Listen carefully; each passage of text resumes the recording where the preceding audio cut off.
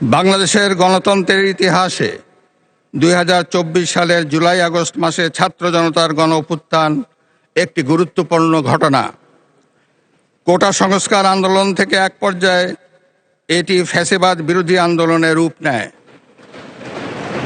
দেশের ছাত্র জনতা, কৃষক, শ্রমিক, শিক্ষক, সাংবাদিক, বুদ্ধিজীবী, প্রবাসী তথা সকল শ্রেণী পেশার মানুষ গণতন্ত্রের পক্ষে রাজনৈতিক দলসহ সকলের সম্মিলিত আন্দোলনের ফলে ২০২৪ সালের ৫ই আগস্ট তৎকালীন ফ্যাসিস্ট সরকারের পতন ঘটে।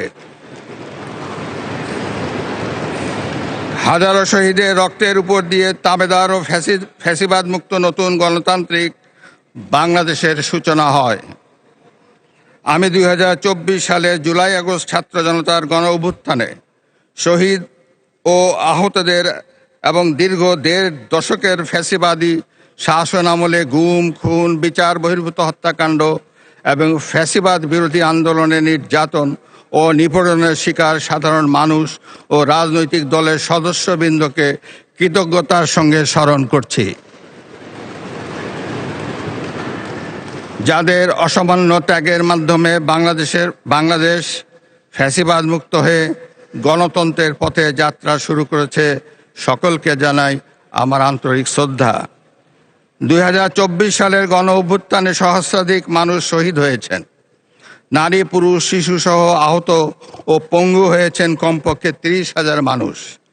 ৫ শতাধিক মানুষ চোখ হারিয়ে অন্ধত্ব বরণ করেছেন।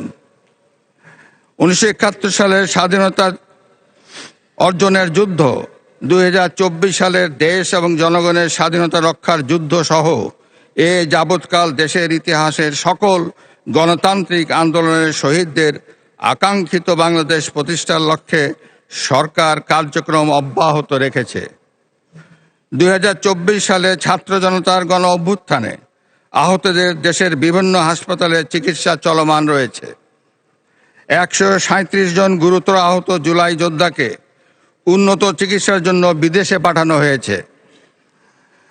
আহতদের ১২,০৪৩টি স্বাস্থ্য কার্ড দেওয়া হয়েছে।